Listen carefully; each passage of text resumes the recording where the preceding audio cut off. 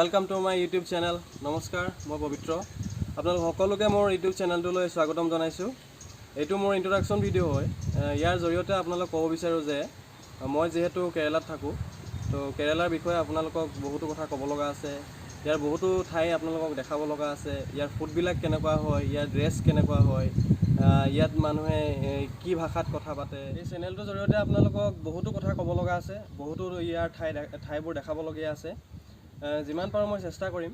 এইখিনিতে আপোনালোকক এটা কথা কওঁ, যিহেতু মই ইয়াত জব কৰি আছোঁ, তো সেইবাবে সময়ৰ বহুত অভাৱ।